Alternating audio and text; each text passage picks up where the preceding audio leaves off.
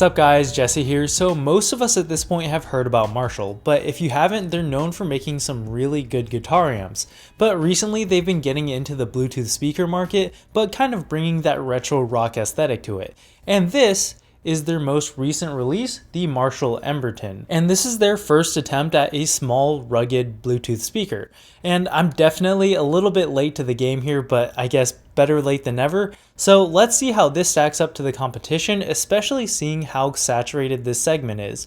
And I think a great place to start will be with the design and build. So overall, this speaker is essentially the size and weight of a brick. Not saying that's a bad thing, just kind of giving you some imagery. It weighs about 1.5 pounds, which isn't too bad, but is definitely heavier than I would expect from a speaker of this size. But that density definitely adds to the feeling that this thing is quality and well made. The four sides of the speaker have this very rugged and grippy rubber that will definitely help with impact protection. On top, we've got the Bluetooth pairing button, this red light bar that shows you how much battery is left in the speaker, which I think looks really cool. And in the middle, we've got a joystick for volume and media control, which is actually one of my favorite parts of the speaker. A lot of other speakers also have media controls on the body of the speaker, but a lot of the time they're usually just kind of small and hard to press and hard to find without looking. But this is big, gold, shiny, and extremely easy and satisfying to use.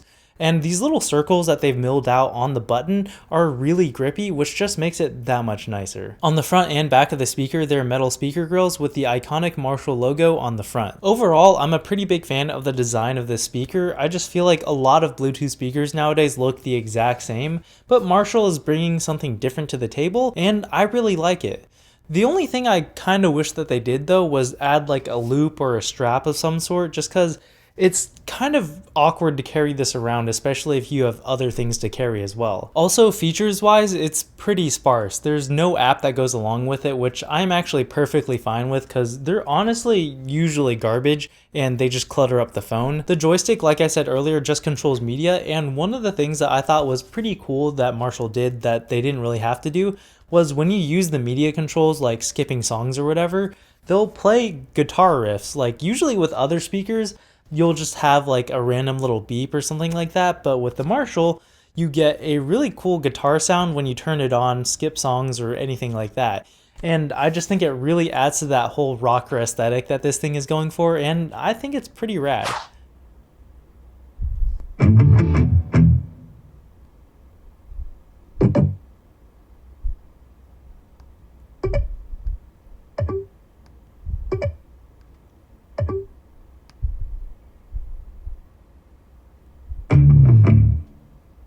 Now, speaking of powering this thing on, you have to hold down the power button for about 3 seconds before it actually turns on, which I just really wish that they didn't do. This is just kind of one of my pet peeves with Bluetooth speakers, but I really prefer the ones where you can just press the button and not have to wait there for a few seconds. And I know it's only like 3 seconds, but I just feel like every time I have to turn it on, it just kind of ruins the momentum of whatever I'm doing. And I know it helps stop this thing from accidentally turning on while it's in a bag or something like that, but it just still annoys me. Anyways, connections wise, this thing has Bluetooth 5.0 and I haven't had any issues with dropped connections or anything like that.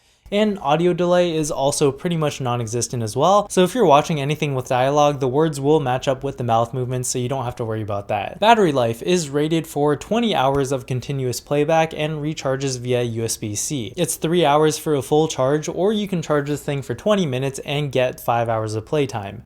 Nothing exceptional here, but it's good enough. It's also IPX7 water resistant, which means 1 meter of submersion for up to 30 minutes, which is pretty standard, but it's really nice to know that you can use this as a shower speaker or use it outside without having to worry about it getting rained on. So yeah, that's pretty much it as far as features go on this thing, but I mean, they got all the important ones, and as long as this thing still sounds good, it can still be a winner. So how does it sound? For a speaker of this size, really good. As far as hardware goes, we've got two 2-inch 10-watt full range drivers with 2 passive radiators that produce a maximum sound pressure of 87 decibels at 1 meter, which for max volume is nothing too special. You're not going to be throwing any parties with this thing, but again, keeping in mind the size, it's not bad at all. What really impressed me about the speaker though was the amount of bass that you can get in a package this small. And I've checked out a lot of Bluetooth speakers in my day, and this one really impressed me. And if you're sitting close enough to the speaker, you can actually kind of start to feel that deep sub bass in your chest, which I have never felt from a speaker of this size. So it does have that nice like boomy quality to it, but I will say though that it is kind of lacking that punchiness that a lot of people might be looking for. Like on some of those harder bass hits, you can definitely feel that the speaker is struggling a little bit. Now the bass definitely does leak into the mids a little bit and muddy them up, but it's reasonably well controlled, and vocals, while not crystal clear, are still pleasant to listen to. The high end is a little recessed as well, but again, nothing too atrocious. Also, I'm sure Marshall did this on purpose, but anything with guitars in it, electric or acoustic, sounds really good on this speaker. Also, the sound is advertised as being 360 degrees, but you may look at it and ask how that's possible, because there's a grill on the front and a grill on the back, but nothing on the two sides. And I will say though that if you're facing the grill head on, that's where you're going to get the best sound, but it's actually surprisingly good at projecting the sound to the sides as well, and you don't lose too much. So overall, what do I think about this speaker? I really like it. Even though I don't own any other Marshall products or play guitar, I've always really liked the Marshall aesthetic, and not a lot of other companies are really doing anything like they are. And you can really tell that in the speaker, they really went the extra mile everywhere that they could to keep that Marshall brand feeling. Like everything from the design to the sound really plays towards that goal. I'm not going to keep it though, just because without a loop or a strap or anything like that, I find it very hard to imagine a way that this can fit into the way that I use Bluetooth speakers. But if you don't need one though, I think this is actually one of the best portable Bluetooth speakers out there, especially for the price. Anyways, that's it for this one. Let me know what you guys thought in the comment section down below. Remember to smash that like button, and if you enjoy content like this, think about subscribing and hitting the bell so you don't miss anything. As always, thank you so much for watching, and I'll catch you guys in the next one. Peace!